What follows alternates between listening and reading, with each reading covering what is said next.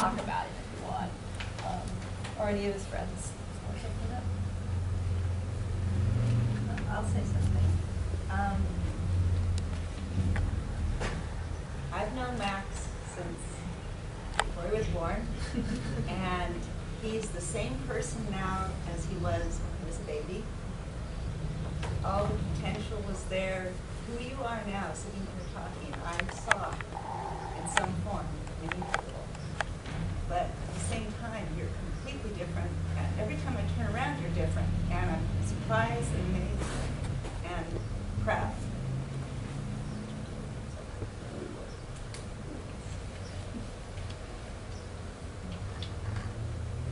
You got me too choked up to talk.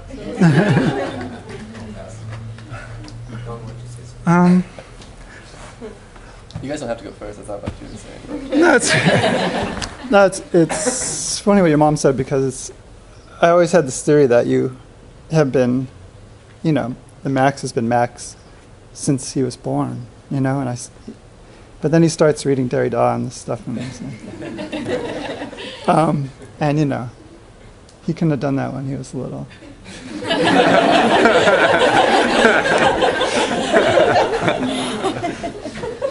But somehow it still seems like it.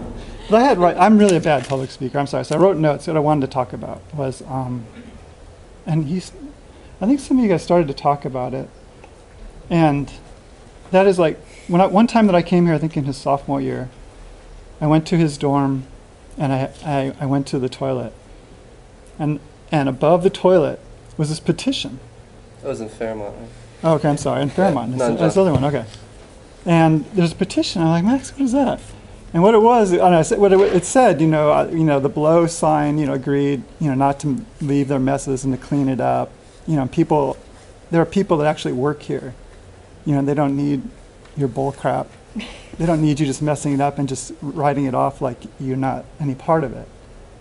And then I realized that he had put that all together, and he had taken that petition and gone around to everybody on his floor and had them sign it, read it and sign it, saying yes, they would do this.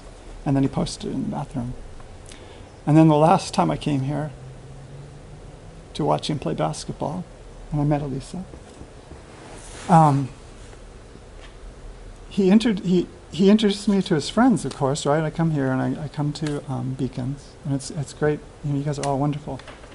He also introduces me to the people that work in the Commons. We go to the Commons to get something to eat, and he knows everybody there, the people that work there, and he knows their name, and he knows their history and who they are as people. And I was just. You were saying things like, Max is my baby. And it's just like, Wendy helped me sum this up, because I was like, I'm really bad at this, but it's that you see the world beyond yourself. And I'm very proud of you. Thanks, Dad.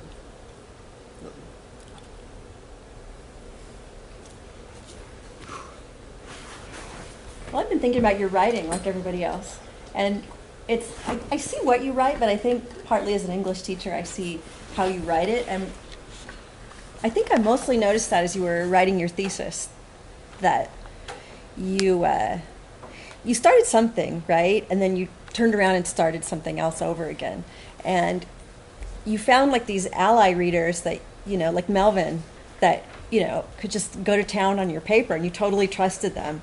And then you kept working it from there. And you knew when you were hitting a dead end, and you knew when you had other people who needed to read it, and you knew when you weren't tying things in together quite enough. It was really interesting watching you with it. And just a few days ago, I was watching you struggle with your final sentence. And you're like, oh, God, what am I supposed to do there? And you had me read it, and I said, I don't know, it doesn't quite work though, does it? And you're like, yeah, I got to work on that some more. But it was really interesting to notice that your writing had come that far, because I remember kind of thinking, Don, did you expect Max to be such a jock? Because it seems like he would have been more of a writer or something. It was kind of interesting, kind of went full circle or something. So yeah, you didn't take much of an interest in it. You just kind of did it. You didn't seem to have a lot of patience with it. Yeah. And I remember paying you to read a book. No, you read the first book I paid you to read, but you still owe me. Catcher in the Rye. Yeah. You should have paid me to read Catcher in the Rye. Was it $5? I think so. It was Not $5. enough. We were just talking about how much. Hey, you were right through it. That was I good. just didn't like to read. It's like British favorite book. We're working on Tim O'Brien still, so okay. Not there yet. Yeah. So I don't know. I think that you really have the tools to keep writing. Those are the important things to me, that you've learned how to seek out and get feedback and how to incorporate it in your writing. You have a really good eye for what's going to work and what not. And I agree with the part about the edge of coherence, and that your writing was really brave. And gosh, I just really admire what you're able to do now. And I think that I think I kind of second what everybody was saying. Keep up your writing. I'm not positive how you're going to do it. You're going to be so busy. Yeah. I do like the idea of the recorder in the car. Thank you.